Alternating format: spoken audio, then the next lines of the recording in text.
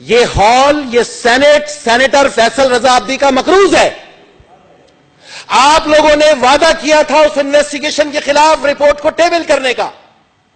آپ آج یہاں پر یہ بتائیں عوام کو، عوام پاکستان کو، اس ہال سے اور یہ تمام صحافیوں سے میری گزارش ہے کہ اگر سینٹ آف پاکستان اپنے ایک سینیٹر کو انصاف نہیں دے سکتا تو یہ ڈرامہ کس لیے لگایا گیا ہے یہاں پر؟ آپ 113/2005 کے تحت دائر کیے گئے افتخار محمد چودھری کی فرونیت کے خلاف میرے کیس میں آپ نے انویسٹیگیشن رپورٹ ٹیبل کرنے کا وعدہ کیا تھا، اور آج مجھے 1 سال ہو گیا یہاں کے دھکے کھاتے ہوئے، جس میں 17 بار میں نے احتجاج کیا، اور جتنے یہاں سینئرز بیٹھے انہوں نے مجھے گارنٹی دی تھی کہ 3 دن میں آپ کی رپورٹ ٹیبل کریں گے.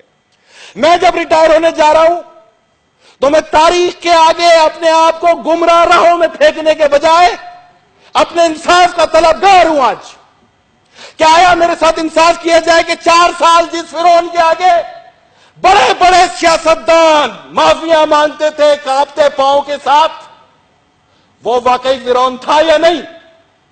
اور اس انویسٹیگیشن کو بزور طاقت دبایا گیا.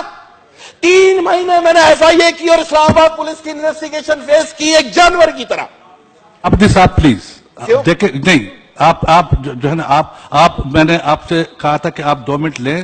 اگر معاملے کا تعلق کسی پبلک امپورٹنس سے، تو پھر آپ بغیر بولے میں یہاں سے ریزائن رکھ کے جاؤں.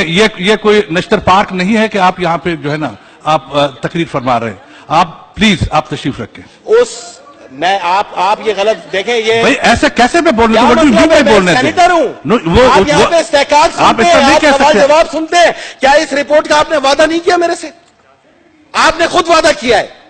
یہ کیس ہے میرا 113/2005 اور SOP سپریم جوڈیشل کونسل کے تحت میں نے ریٹن کمپلین فائل کی تھی سینٹ کے اندر، اور آپ تمام کو ثبوت بھی فراہم کیے تھے. آپ مجھے بولنے دیں.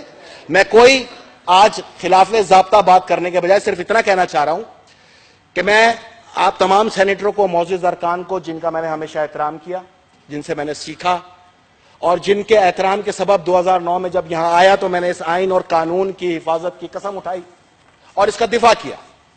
میں ایک قانونی آدمی تھا. میں نے بجائے روڈ پروٹیکشن کے اپنے قانون کے تحت ایک کیس فائل کیا.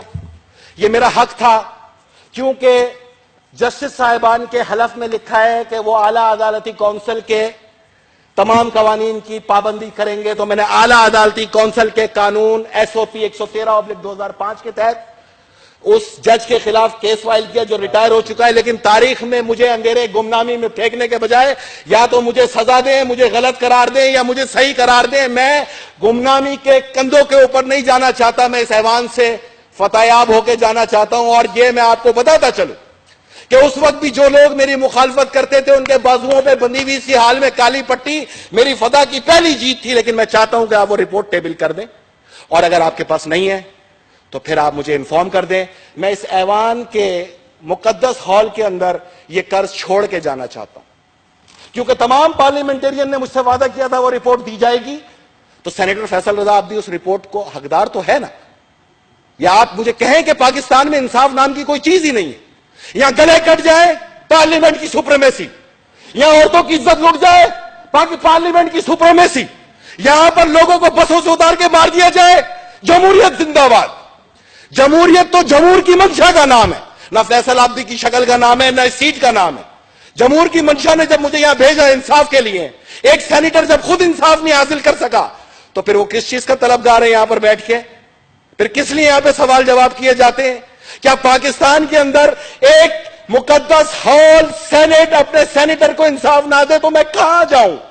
کیا میں بندوق اٹھاؤں؟ کیا میں بھی روڈ پہ ایجیٹیشن کروں؟ آپ کس قانون کے تحت مجھے روک سکتے ہیں؟ یہ میرا ایک چھوٹا سا آپ سے گزارش ہے. کوئی آپ سے میں پنچایت کرنے تھوڑی آیا ہوں. مجھ سے پاکستان پیپلز پارٹی کی اعلیٰ قیادت نے کل استعفیٰ طلب کیا ہے، اور شریف ان کی سب سے پہلی نشانی یہ ہے کہ سب باتیں بعد میں، پہلے امانت دار کو اس کی امانت واپس کروں. صاحب یہ جو فرما رہے ہیں آپ، یہ پارٹی کی ایک ڈسپلن ہوتی ہے، وہ یہاں بولنے کی نہیں ہوتی. میں نہیں کہہ رہا، یہ پارٹی کا ڈسپلن ہے.